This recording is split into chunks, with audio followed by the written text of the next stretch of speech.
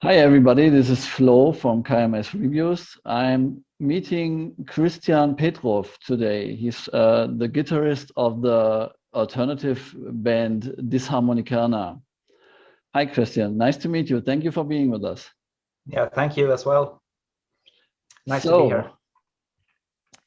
With all the pandemic restrictions happening during the last year, how are you guys holding up? How are you doing right now? Yeah, we're doing quite fine, actually. As you probably know, in Sweden, by comparison to many other countries, has remained relatively open. And before all of that, we were already scattered around the country, all three of us in the band. So we had already established forms of online communication and so on, collaborating in this way. But we do see each other during the pandemic too, although not as much as we'd prefer to. And also last year, it was all about recording the album, so we didn't have any tour planned or something like that. So I guess in that sense, we were luckier than some. And I'd say that artistically, we haven't found much inspirational to come out of it at all, perhaps other than boredom. But we can't say really that the pandemic has affected our songwriting more than perhaps indirectly. We usually, it adds to the themes that we already try to portray, like anxiety and alienation of modern society. Yeah. And the fragile and all too futile attempts at establishing genuine relations with other people and so on.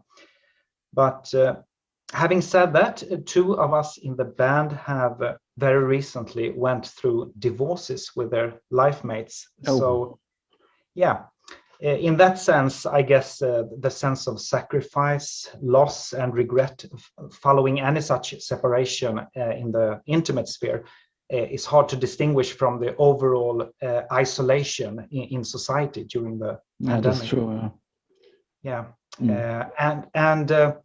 And in a spooky way, one of the songs on the forthcoming album is a duet, and it deals particularly with separation between loved ones. And not only did two of us in the band actually end up in divorces in the wake of the recording process, also the female guest singer, it turned out, did too as well. So yeah, it was almost as if the song was cursed or something. Yeah, it sounds like it. Yeah. Perhaps not so good for our private well-being, but definitely adding nerve and authenticity to the track and its performance. Yeah, I guess so. Yeah. So you told me just now that you guys are scattered over the country. So you are not in the same region? No, we're not actually. So we have to go to each other by train and meet up in the middle or something. Okay. Yeah. Okay. So with the new year just started, what are your plans for 2021? Yeah, 2021 is actually a special year. It is the 30th anniversary of the formation of the band Disharmonikerna back in 1991. Myself and Ken Hög, the bass player, we were already playing together in a punk band in 1988, but it was in 1991 that we regrouped together around singer Urban Hane. And then we made our debut as a live act on the rock stage in Western Sweden and took the name Disharmonikerna. So we have several things planned for this year. I cannot reveal all of them, but at this stadium. But the main things, of course, are a full-length album, the first one from Disharmonikerna in over 25 years. That's a big step now, yeah. Yeah, it's a very big step, and it will be released this autumn, and preferably followed by several live gigs. So this is exciting and also frightening, because coming out of the closet as a live performing wannabe rock star act after more than a quarter of a century is yeah, a bit scary, and we have to wait and see if our method rest in shape has been good or not. When was the last time you performed live? It was 1995 actually. So oh, okay. yeah, Okay. together then as a Yeah, band. yeah. Did you guys play in other projects as well? Urban Hane and Ken Hög actually did several years after Disharmonikerna. So yeah, they have Okay. good stage experience. So this is the first time you guys are recording an album since back then? Yeah, 1994 actually. And it's the first time you guys plan on playing live in front of hopefully big audiences Yeah. since then. Yeah, So, we can't wait to get out. So would the pandemic allow it, of course? yeah. We just have to wait and see, and hopefully this will turn out well.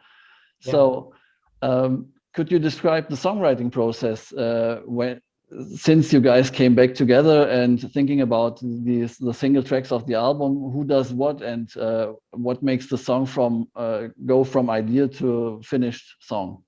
Yeah. I guess it's the same as it was in the 1990s. All three members of Disharmonikerna, they have been equally active in the production process. However, I'm the one who usually composes most of the music, and the singer, Urban Hane, most of the lyrics. And I emphasize most because there's always a remaining part which all three of us write jointly. And actually, I think I told you in an earlier interview that we tend to see our music based on a concept rather than being the result of jamming. Yeah. So usually I come up with an idea alongside riff and harmonies, and I present it to the other guys, get their feedback and contributions as well. And the song usually then takes a totally different direction. And our song ideas, they can range from several things, from an impression of a film or a book to a personal experience or a social trauma or whatever that we try to transform into our brand of artistic expression. Yeah. So would you say the artistic expression, I'm interested in, is this a band aspect, or is this coming from you or any other band member who brings up a specific idea? Because most of your songs, I would say, since not necessarily when you were a punk band, but most of your songs nowadays have this artistic base with let's say verses from lyrics from some I guess poems or anything. So where does this originate from? Is this just an idea that you guys work on, or is it just something that pops up in your mind and says, let's do a song regarding this and that? Yeah, I think so. I'm actually not very gifted as a guitar player technically, but I do have sometimes the ability to translate ideas or emotions or whatever impressions experiences that could be sensual or cognitive into audio and sound. Yeah. And I think that is special with the Disharmonikerna, that we are rooted in emotions in that way, and outlooks on the world rather than being very, very skilled technically. Yeah. I think this helps a lot in the creative process if you actually are more feeling it than reading off a note sheet or something like that. So yeah. Oh yeah, I'm glad. Yeah, hope so. You mentioned earlier that you guys broke up or parted ways in 1995. Can you tell us a bit why that happened and how you guys came back together 2018, if I'm right? Yeah, you're right. A journalist called the reunification of the band in 2018-19 for the most unlikely musical comeback of the year, and we totally agree.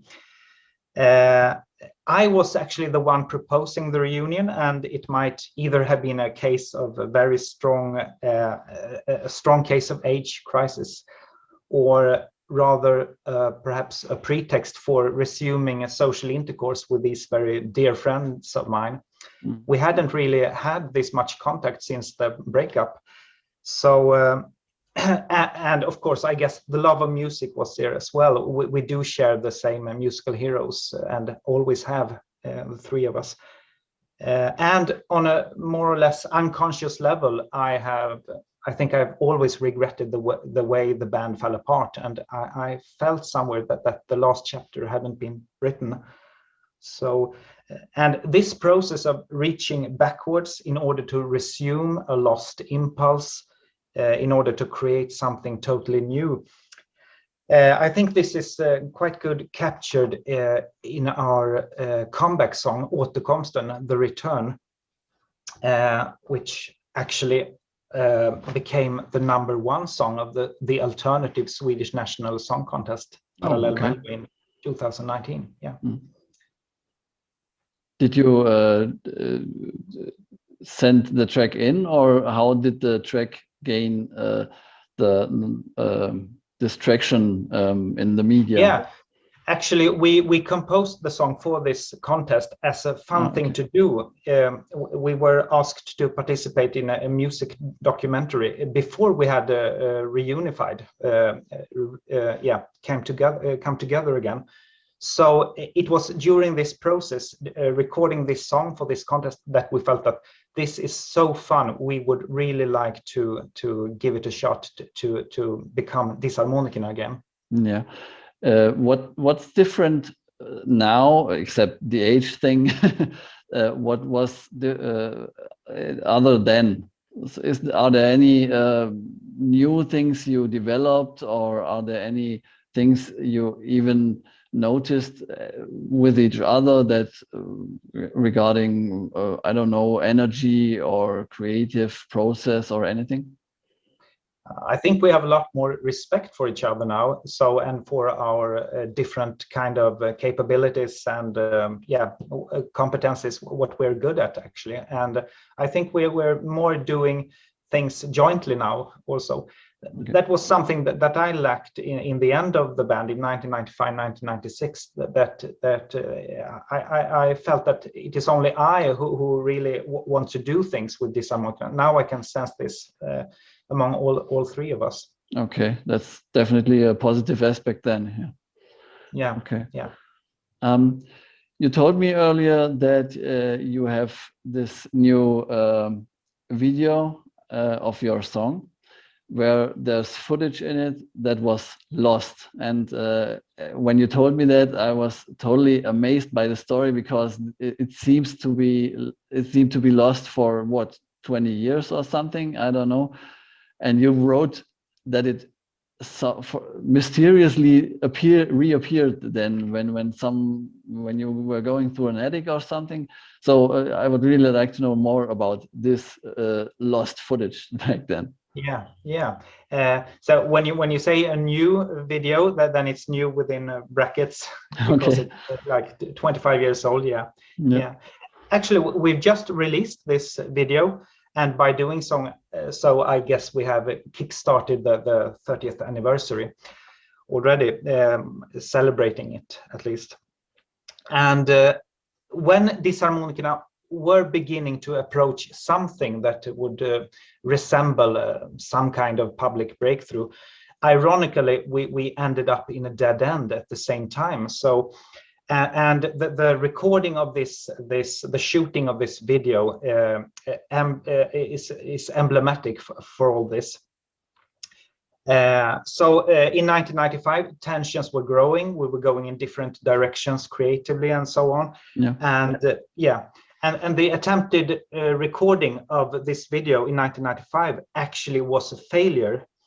We almost ended up in a fist fight with each other during the process. And after that, the band members, we literally went separate ways. Yeah. Yeah, but the idea to the video was to record one of our earliest songs, Gloria och svart kostym, Hello and the Black Suit from 1992, with an antiquarian Super 8 camera, interleaved with the scenes from classic 1920s films.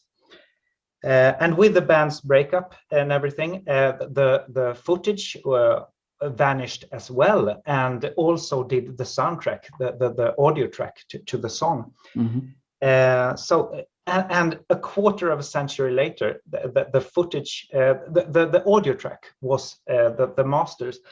They were found in the capital of Sweden, in Stockholm. So who put it there? So yeah, I cannot tell really, because it was lost in a cookie jar in the late 1990s when Urban Han was moving out of his apartment. Yeah. And it has been located and identified, so that was kind of a miracle. But at the same time, I got this text message from the director, Patrik Sapunki, who told me that he was moving out as well from his old house, and he had found the footage, the Super 8 footage. And this was approximately the same time. So I guess if this is not a synchronicity, then what is? Yeah, right. Yeah. So mixing this audio and footage together was kind of like a family therapy, a reconciliation process, actually, to finish this video that had hung over us as a kind of ghost for 25 years. And in the first scene of the video, you can almost touch the loaded atmosphere, really, between us, that we're not going together very well then. But the result, I have to say, exceeds all expectations.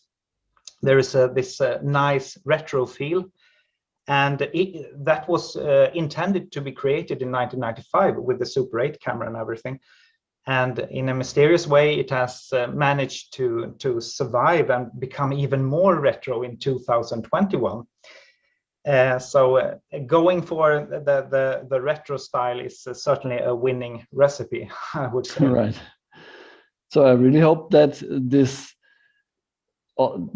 whole process of finding each other again, plus now the very actual video that was made of the old footage, is kind of a good omen for the upcoming album then. So I really hope that this whole COVID mess out there will pass soon, and even more so, I hope I will see you guys somewhere down the road live playing in front of a great audience, and make sure to let us know about your new album once it's out. Yeah.